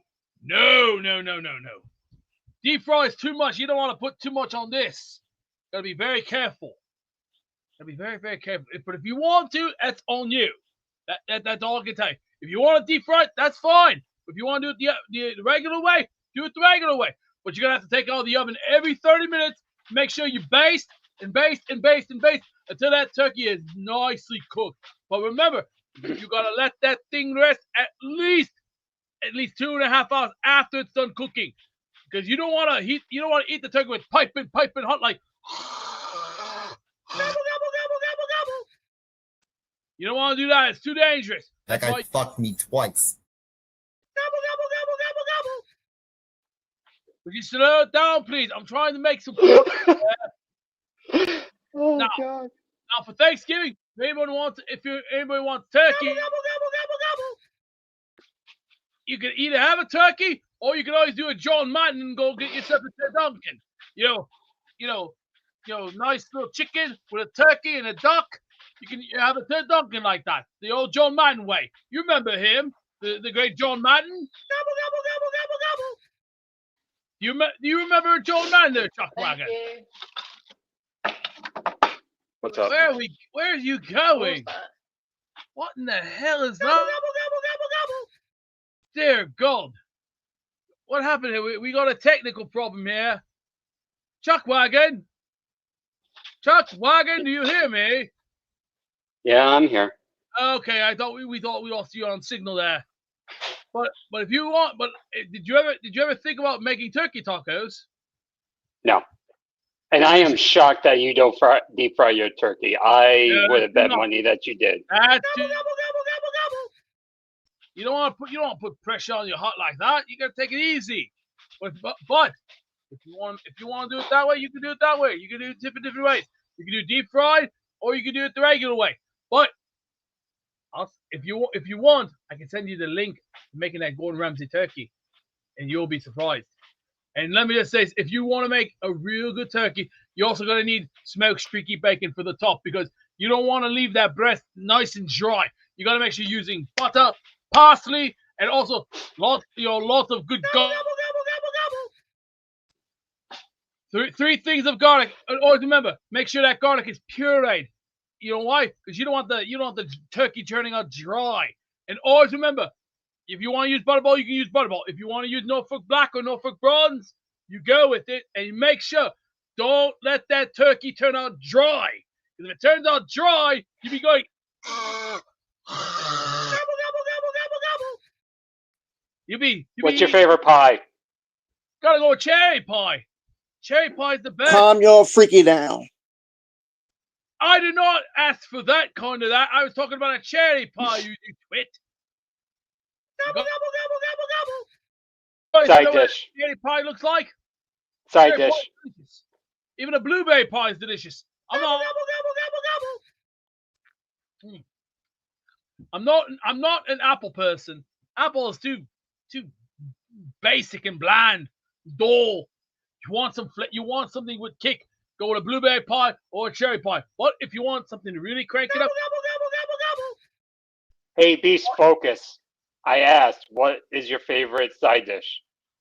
oh, you gotta go with stuffing, mate. But if you want to make a really good stuffing, use real bread.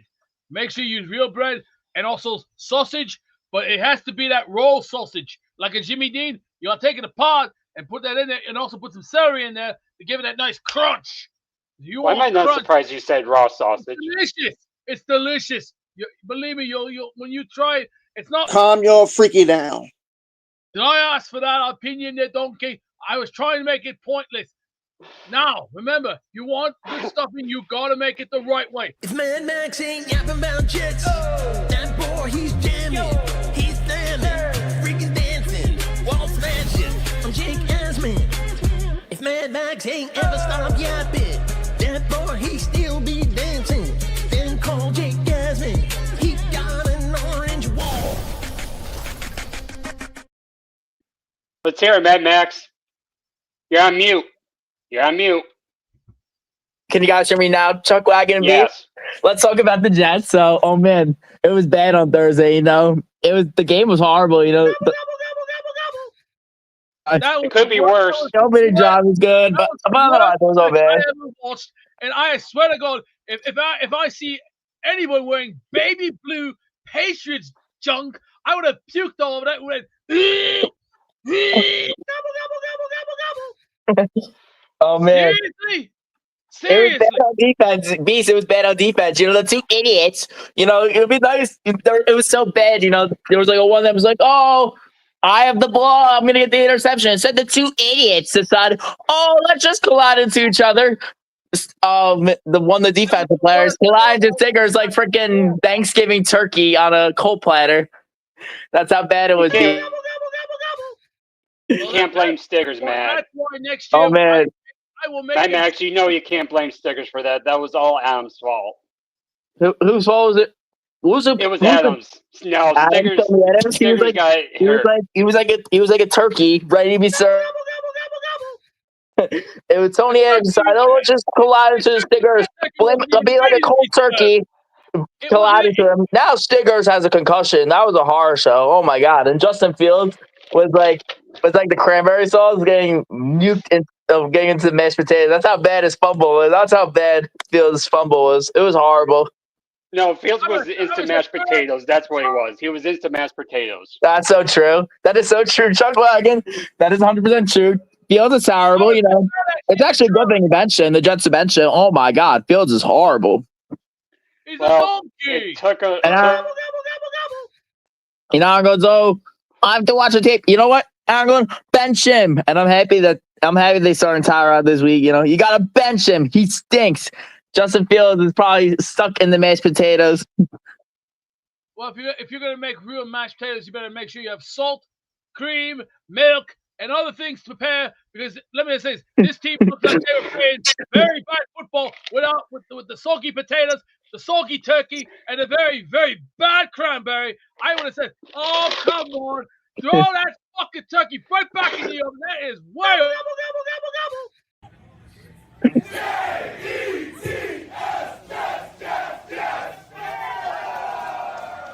All right, what a show. Who's ready for the weekly raffle? I am. It's almost that time. Let me shout out Kevin Super Chat. He got another 2 entries. He goes, Gator is hilarious, a little off topic, but he needs to also bring back the Robbie Sabo skit. That's one of Gator's funniest impressions. If I can find it, maybe I'll play it at the end of the show. Also, shout out to Gator. Record time to produce this drop that I will play nonstop till Thanksgiving. Unbelievable. Black Gypsy entered the raffle. Let's go. He gifted a membership to the Jordo Show. Shout out to Black Gypsy. Nick Shine with a super chat. I now have ADHD after the segment. F you, Jake. Hey, Nick Shine. That guy fucked me twice. As first heard on the Nick Shine Show, that comment from that creepo Allen. Anyway, Rob with a Asmaniac super chat says, Butterbean describing food makes my night. Beast, you made Rob's night. Yes, I sure did. Now we're gobble, gobble, gobble, gobble, gobble. Thank you. All right, who's ready for the raffle? I'll tell you what, I'll give people 1 more minute. When this video is done playing, we spin the wheel 3 times for 3 signed items. Your last chance to enter. From now until this video ends exactly 60 seconds from now. Start spreading the news. I'm leaving today. I want to be a part of it. New York, New York. I want to wake up in a city that never sleeps and find I'm king of the hill, top of the heap. These little town blues are melting away. I'm in the very heart of it. New York, New York. If I can make it there, I'll make it anywhere. It's up to you. New York, New York. It's time to announce the winners of the weekly Asmaniac raffle. Let's spin the Jake Asman Show Wheel of Champions and find out which Asmaniac is winning an epic prize. Oh, yeah. Let's go, people. It is about that time. Hit the music. 3 prizes to raffle away. While that super chat or while that Joe B video was playing, Big Country did enter the raffle with this one. He says, my wife just asked, what the F is that big guy doing? Pretty excited to see what our receivers can finally do. Thanks for keeping us going, Jake. Thank you for watching, Big Country. If we don't laugh and have fun at the absurdity of this season, we'll cry. Your wife wanted to know what the big guy is doing. Beast, would you like to say something to Big Country's wife? No comment. Let's get to the Wheel of Champions, please. Are you going to talk in a British accent going forward? What's this? What does this cue tell you? It says gobble, gobble, gobble. Gobble, gobble, gobble, gobble, gobble. That's what it tells me. All right, here we go. Let me shout out PBM. He literally just gifted. I'm putting you in, Mike. You're in. Good luck. All right, cutoff is official. Nobody else. If you enter, you'll be in raffle 50 from this point on. Ladies and gentlemen, good luck to everyone. Our first prize that we have up for grabs today, our first of 3, is a signed CJ Mosley helmet. Remember, if you win, you got to email me, asmanjake@gmail.com, your name and address, so I know where to mail it to. Good luck to all. Winner number 1 is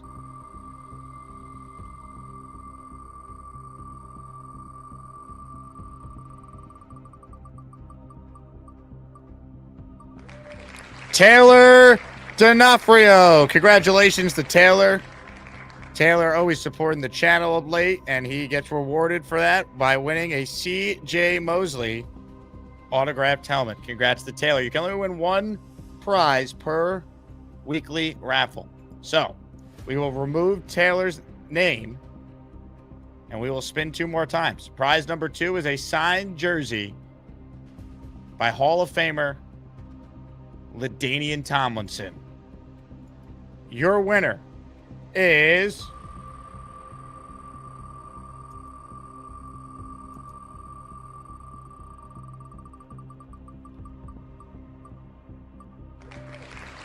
Viante. Viante, you are the winner. Congratulations. That means we got 1 more winner. And it's the grand prize. It is a signed helmet by number 24, Hall of Famer Darrelle Revis. For the final time this show, we spin the Wheel of Champions.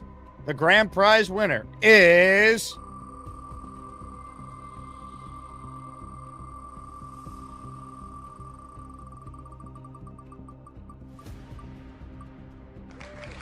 D's Nuts. Ladies and gentlemen, Mike D's Nuts, to be exact. He's the winner. D's Nuts. How about it? Let's go, Mike D's Nuts. Give a jet chant to our 3 winners. Bravo. Bravo. All right. I want to thank everyone who tuned into the show today, who tunes into the show each and every day. You guys are the best. We are back at it tomorrow. We will have an exciting Wednesday program. We have a lot to break down and discuss. Glenn will speak for the first time since the QB benching, so I am fascinated by what he will say. And the show will continue. Thanksgiving is upon us. Gobble, gobble, gobble, gobble. Alan is a weirdo. That guy fucked me twice. And, man, you never know what will happen on this show. You tell me how crazy I am. I just took 4 chair headshots. One thing is for sure, we'll be here every day talking about whatever the latest is. Until then, I say farewell to all of you, and I leave you with this. Jets, Jets, Jets, Jets. Flight Boss up next. What's up, Flight Boss? Hey, what's up, Jay? I love your show, man. You know, I've been watching you for a while. That can't be your real voice. Yeah. You sound like Darth Vader. Oh, wait a minute, man. I'm new to this stuff. Let me see. My voice changer. I don't want to sound like a female or nothing. Wait a minute. Say, Luke, I am your father.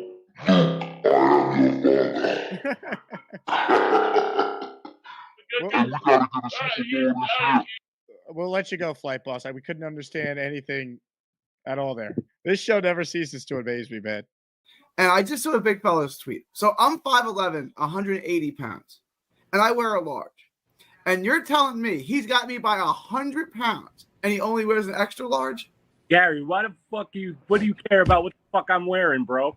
I'm gonna look. I'm a man of logic and reason. I'm 5'11", 180. I wear a large. You're 6'5". Why does this guy care about what I'm wearing? It makes no sense. Why do you care? Why You do ever you watch care? Curb Your Enthusiasm and someone says something like suspicious to Larry, and you kind of give him that look like, okay. How is this suspicious, bro? What are you talking about? 280. That's a big fella. Dude, if I wore a 2X, it would be baggy on me because my body is different. Okay, not everybody's built the same. I understand, but if you're 6'4", 280, that ain't all in your legs, bro. 6'4", 280 is a big boy. I don't know why you give a shit what I look like. You got me a little upset right now, man. I didn't mean to get you upset, big fella. Gary, why do you make fun of Big Fella and his shirt? Maybe you're a weird person, a weird guy. A wiggle, beagle, beagle, deagle, deagle, beagle, deagle, deagle. First, I gotta ask you about the shop first. Try to put in the password Patreon. It's not working. The password's actually Chicken Soup 2024. Rick got it right.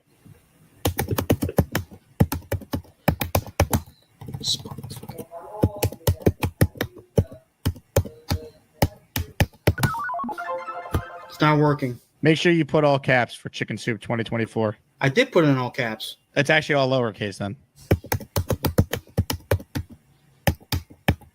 It's not working, Jake. I don't know what the hell it is. My merch person just told me they changed the password again. Let me get it for you.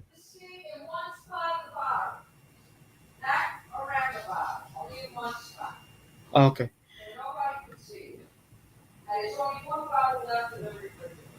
Ask her for the soup recipe. She's not in the mood right now. She's talking to my dad. By the way, the password is Dennis Gorman if you want to try that. Is it all caps lock? It's Dennis is all caps, Gorman is all lowercase. It's not working.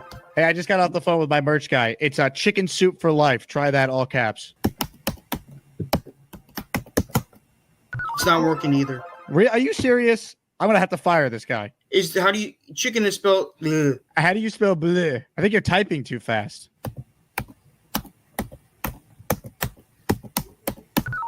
Say, please try again. This is unbelievable. All right, well, message me on the Discord later, and I'll get you in there when I figure this out. Charles, try one more password if you can. All caps.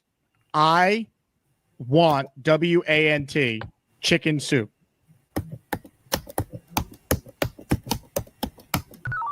Say, please try again. God damn. I'm sorry, man. Don't worry about it, Jake. You know what? I'll probably come on another time, okay? Don't worry about it. Look, I'm going to turn around. Keep mooning us. There we go. No. Aaron Rodgers. Yeah. I want to apologize for yesterday. I was trying to show off the name on my jersey, but my desk chair doesn't swivel. So I got up and I showed off my butt. Hey, here's the deal. Just got no chance unless you click on that like button. And you got to make sure you subscribe to the Jake Asman Show. You don't, you can get the f*** out. Now let's go, Asmaniacs. We're built for this shit.